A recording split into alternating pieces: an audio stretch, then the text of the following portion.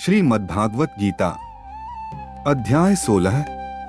प्रस्तुति मोनू तिवारी जी द्वारा भक्ति रंगमंच चैनल के माध्यम से। दैवासुर संपद विभाग योग, दैवी और आसुरी स्वभाव का विस्तृत विवेचन। महाभारत के युद्ध क्षेत्र में अर्जुन के मन में केवल युद्ध का द्वंद्व नहीं था, बल्कि जीवन, धर्म, अधर्म, सही और गलत का गहरा प्रश्न भी था। श्री कृष्ण ने पहले 15 अध्यायों में कर्मयोग, भक्ति योग, ज्ञान योग और आत्मा के रहस्य को समझाया। अब अध्याय 16 में भगवान श्री कृष्ण मनुष्य के स्वभाव, नेचर की बात करते हैं। भगवान स्पष्ट करते हैं कि संसार में सभी मनुष्य एक जैसे नहीं होते। कुछ लोग दैवी गुणों से युक्त होते हैं तो कुछ आसुरी गुणों से। यही गुण तय करते हैं कि मनुष्य मोक्ष की ओर जाएगा या पतन की ओर। दैवी संपदा क्या है? दैवी संपदा का अर्थ है वे गुण जो मनुष्य को ईश्वर के निकट ले जाएं, उसे शुद्ध करें, समाज के लिए कल्याणकारी बनाएं और अंततः मोक्ष प्रदान करें। श्री कृष्ण अर्जुन से कहते हैं, हे अर्जुन, दैवी संपदा वाले मनुष्य मोक्ष को प्राप्त होते हैं। दैवी गुणों का विस्तृत वर्णन। एक, अभय, निर्भयता। अभय का अर्थ केवल बाहरी डर से मुक्त होना नहीं है, बल्कि अंतरात्मा की शुद्धता से उत्पन्न साहस है। ऐसा व्यक्ति सत्य बोलने से नहीं डरता, अधर्म के सामने झुकता नहीं, मृत्यु से भी भयभीत नहीं होता, क्योंकि वह जानता है आत्मा अमर है। 2, सत्व की शुद्धता। सत्व की शुद्धता का अर्थ है मन में कपट न हो, विचार, वाणी और कर्म में एकता हो, दूसरों के प्रति ईर्ष्या न हो। ऐसा व्यक्ति भीतर से शांत और उज्ज्वल होता है। 3, ज्ञान योग में स्थिरता। ज्ञान योग का अर्थ है आत्मा और शरीर का भेद समझना। यह जानना कि मैं शरीर नहीं, आत्मा हूं। ईश्वर को जीवन का केंद्र बनाना। ऐसा व्यक्ति दुख में भी विचलित नहीं होता। 4, दान। दान केवल धन का नहीं होता, समय का दान, ज्ञान का दान, प्रेम और करुणा का दान। दान वही श्रेष्ठ है जो अहंकार रहित हो। 5, इंद्रिय संयम। इंद्रियां मनुष्य को बांधती भी हैं और मुक्त भी करती हैं। स्वाद, काम, क्रोध, मोह, इन पर नियंत्रण। इच्छाओं का गुलाम न बनना। यही संयम मनुष्य को महान बनाता है। 6, यज्ञ, स्वाध्याय और तप। यज्ञ कर्म को ईश्वर को समर्पित करना। स्वाध्याय शास्त्रों का अध्ययन और आत्मचिंतन। तप कष्ट सहकर भी धर्म पर अडिग रहना। 7, अहिंसा। अहिंसा केवल शारीरिक हिंसा न करना नहीं है, वाणी से किसी को दुख न देना, मन में द्वेष न रखना, विचारों में भी हिंसा न हो। यही सच्ची अहिंसा है। 8, सत्य।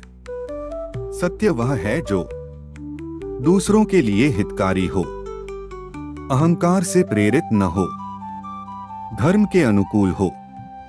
कटु सत्य नहीं, कल्याणकारी सत्य ही दैवी गुण है। 9, क्रोध का अभाव।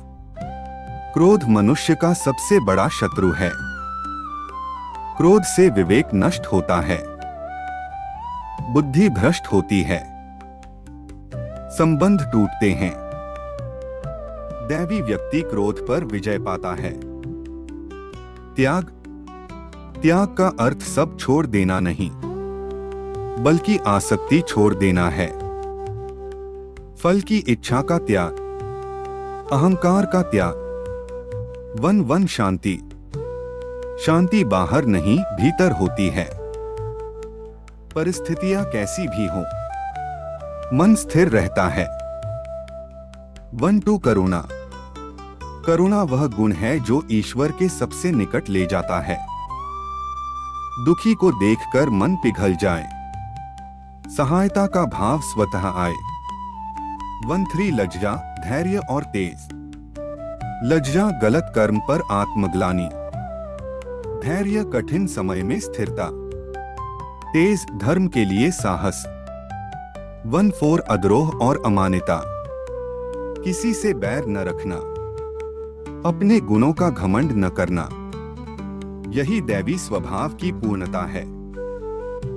आसुरी संपदा का विस्तार से वर्णन। अब श्री कृष्ण आसुरी गुणों का वर्णन करते हैं। आसुरी व्यक्ति की पहचान। आसुरी व्यक्ति सत्य को नहीं मानता, ईश्वर को नहीं मानता, केवल भोग को जीवन मानता है। एक अहंकार और घमंड, मैं ही सब कुछ हूं, दूसरों को तुच्छ समझना, अपनी शक्ति का दुरुपयोग। 2 काम वासना, काम जब अनियंत्रित हो जाए तो विवेक नष्ट करता है, संबंधों को अपवित्र करता है, आत्मा को पतन की ओर ले जाता है। 3 क्रोध, आसुरी व्यक्ति छोटी बात पर भड़क उठता है, हिंसा को सही मानता है। 4 लोभ, लोभ की कोई सीमा नहीं होती, जितना मिलता है उतना कम लगता है, दूसरों का हक छीनने में संकोच नहीं। 5 असत्य और छल, झूठ बोलना, धोखा देना, स्वार्थ के लिए कुछ भी करना। 6 ईश्वर का निषेध, आसुरी लोग कहते हैं ईश्वर नहीं है, संसार अपने आप बना है, सब कुछ केवल भोग के लिए है। 3 नरक द्वार, सबसे महत्वपूर्ण शिक्षा। श्री कृष्ण स्पष्ट चेतावनी देते हैं। काम, क्रोध, लोभ, ये तीनों नरक के द्वार हैं। जो व्यक्ति इनसे मुक्त हो जाता है वही आत्म कल्याण करता है। शास्त्रों का पालन क्यों आवश्यक है? भगवान कहते हैं जो शास्त्रों को छोड़कर मनमानी करता है उसे न सुख मिलता है, न सिद्धि, न गति। इसलिए जीवन में निर्णय शास्त्रों के अनुसार करना चाहिए। मनुष्य अपने गुणों से बनता है, दैवी गुण अपनाने से मोक्ष, आसुरी गुण अपनाने से पतन। ईश्वर ने दोनों प्रवृत्तियां दी हैं। चुनाव हमारा है। निष्कर्ष, अध्याय 16 हमें आईना दिखाता है। यह अध्याय हमें यह नहीं बताता कि कौन अच्छा है और कौन बुरा, बल्कि यह बताता है कि हम किस दिशा में जा रहे हैं। अगर हमारे भीतर करुणा है, सत्य है, संयम है, तो हम दैवी मार्ग पर हैं। अगर हमारे भीतर अहंकार, क्रोध, लोभ हावी है तो हमें सावधान होने की आवश्यकता है। आसुरी प्रवृत्ति का मनोविज्ञान। श्री कृष्ण केवल आसुरी गुणों की सूची नहीं देते, बल्कि उनके मन और सोच की गहराई को भी समझाते हैं। आसुरी प्रवृत्ति वाला व्यक्ति बाहर से चाहे कितना ही सफल क्यों न दिखे, अंदर से वह अशांत, भयग्रस्त और असंतुष्ट रहता है। आसुरी व्यक्ति कैसे सोचता है? भगवान कहते हैं कि आसुरी लोग यह मानते हैं, यह संसार सत्य नहीं है, न इसका कोई आधार है, न कोई ईश्वर है, सब कुछ केवल संयोग से बना है। इस सोच का परिणाम यह होता है कि वे नीति और मर्यादा को महत्व नहीं देते। अधर्म में डूबा हुआ जीवन। आसुरी व्यक्ति के लिए धर्म कमजोरी, करुणा मूर्खता, क्षमा डर, सत्य बाधा। इसलिए वह हिंसा को उचित ठहराता है, दूसरों का शोषण करता है, केवल अपने लाभ के बारे में सोचता है। इच्छाओं का अंतहीन जाल। श्री कृष्ण कहते हैं, आसुरी लोग असंख्य इच्छाओं में बंधे रहते हैं। उनकी इच्छाएं कभी पूरी नहीं होती, पूरी हो तो और बढ़ जाती हैं। यही कारण है कि वे सदैव तनाव में रहते हैं, नींद, शांति और संतोष खो देते हैं। मैं ही सब कुछ हूं का भ्रम। आसुरी व्यक्ति यह सोचता है, आज मैंने यह पाया, कल और पाऊंगा। मैं शक्तिशाली हूं, मुझसे बड़ा कोई नहीं। यह अहंकार उसे अंधा बना देता है। हिंसा और क्रूरता, अहंकार और लोभ मिलकर क्रूरता को जन्म देते हैं। दूसरों की पीड़ा से कोई फर्क नहीं पड़ता। शक्ति का दुरुपयोग सामान्य बात लगती है। कमजोर को दबाना अपना अधिकार मानते हैं। यही प्रवृत्ति समाज को नष्ट करती है। अधोगति का मार्ग श्री कृष्ण बहुत कठोर शब्दों में कहते हैं, मैं ऐसे दुष्ट, क्रूर और अधर्मी लोगों को बार बार आसुरी योनियों में डालता हूं। अर्थात वे बार बार दुखमय जीवन पाते हैं। उन्हें सच्चा ज्ञान कभी नहीं मिलता। वे ईश्वर से और दूर होते जाते हैं। जन्म मरण का चक्र।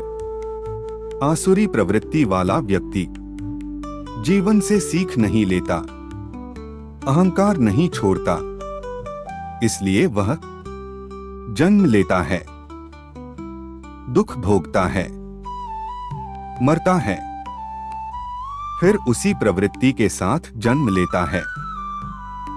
यह बंधन है। 3 महाविनाशक द्वार, गहन व्याख्या। अब श्री कृष्ण जीवन की सबसे महत्वपूर्ण चेतावनी देते हैं। 1. काम असंयमित इच्छा। काम केवल शारीरिक वासना नहीं है।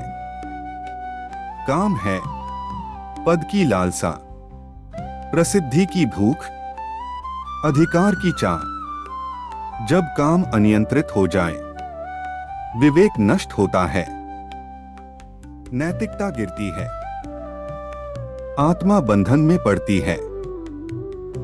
2. क्रोध। काम पूरा न हो तो जन्म लेता है क्रोध। क्रोध बुद्धि को जला देता है, रिश्तों को तोड़ देता है, अपराध की ओर ले जाता है। 3.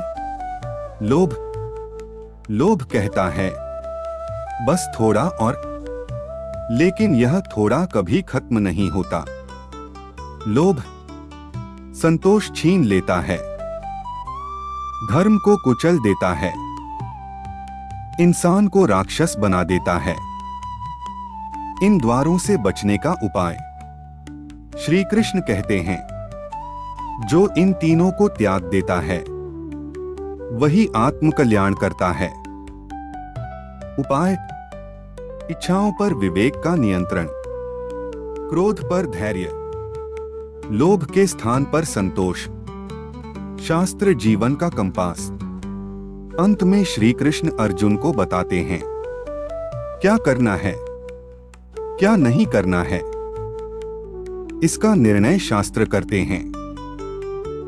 जो व्यक्ति कहता है मैं जो चाहूं वही सही है, वह निश्चित रूप से भटक जाता है। शास्त्रों का पालन क्यों आवश्यक है? क्योंकि शास्त्र अनुभव का सार हैं, संतों और ऋषियों की चेतावनी है, आत्मा की रक्षा करते हैं। दैवी और आसुरी का अंतर एक दृष्टांत। मान लीजिए 2 व्यक्ति हैं। पहला दैवी, कम साधनों में भी संतुष्ट, दूसरों की मदद में आनंद, ईश्वर पर विश्वास, शांति उसके साथ रहती है। दूसरा आसुरी, सब कुछ होते हुए भी असंतुष्ट, दूसरों से ईर्ष्या, केवल भोग की चाह, अशांति उसका पीछा करती है। अध्याय 16 का अंतिम संदेश। श्री कृष्ण यह नहीं कहते कि तुम ऐसे ही हो, बदल नहीं सकते, बल्कि वे कहते हैं गुण बदले जा सकते हैं, स्वभाव सुधारा जा सकता है। समापन कंक्लूजन। अध्याय 16 आत्ममंथन का अध्याय है। यह हमसे पूछता है, हमारे निर्णय किससे प्रेरित हैं? हमारा जीवन किस दिशा में जा रहा है? अगर हम करुणा चुनते हैं, संयम चुनते हैं, सत्य चुनते हैं, तो हम दैवी मार्ग पर हैं। व्यावहारिक जीवन में दैवी और आसुरी गुणों का प्रयोग। अध्याय 16 केवल सिद्धांत नहीं, जीवन का दर्पण है। अक्सर लोग गीता को केवल धार्मिक ग्रंथ समझ लेते हैं, लेकिन श्री कृष्ण का उद्देश्य अर्जुन को केवल युद्ध नहीं, पूरा जीवन जीने की कला सिखाना है। अध्याय 16 हमें यह नहीं बताता कि तुम कौन हो, बल्कि यह बताता है तुम क्या बन रहे हो। दैवी और आसुरी गुण आज के जीवन में। आज का मनुष्य भागदौड़ में फंसा है, प्रतिस्पर्धा में जकड़ा है, तनाव, क्रोध और असंतोष से भरा है। ऐसे में अध्याय 16 पहले से भी अधिक प्रासंगिक हो जाता है। दैवी गुणों का आधुनिक जीवन में अर्थ। अब हम समझते हैं कि दैवी गुण आज के समय में कैसे प्रकट होते हैं। एक अभय। आज के समय में आज भय कई रूपों में है। नौकरी जाने का डर, समाज क्या कहेगा इसका डर, असफल होने का डर। दैवी अभय का अर्थ है ईमानदारी से काम करना, गलत के आगे न झुकना, सत्य के पक्ष में खड़े रहना। ऐसा व्यक्ति हार कर भी विजयी होता है। दो सत्य। व्यावहारिक सत्य। सत्य का अर्थ हर समय कड़वा बोलना नहीं। सत्य का अर्थ है छल न करना, भरोसा न तोड़ना, दोहरा चरित्र न रखना।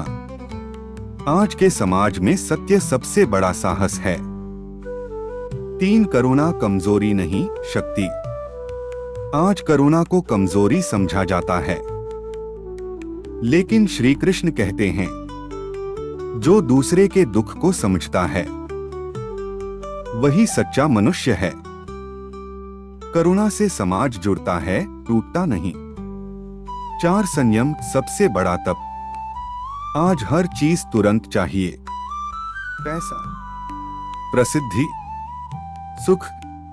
संयम का अर्थ है इच्छा हो पर गुलामी न हो, भोग हो पर बंधन न हो। संयम से ही चरित्र बनता है। 5 त्याग। आज के युग का सही अर्थ। त्याग का मतलब सब छोड़ देना नहीं। त्याग का मतलब है गलत आदतें छोड़ना, अहंकार छोड़ना, मैं को थोड़ा कम करना।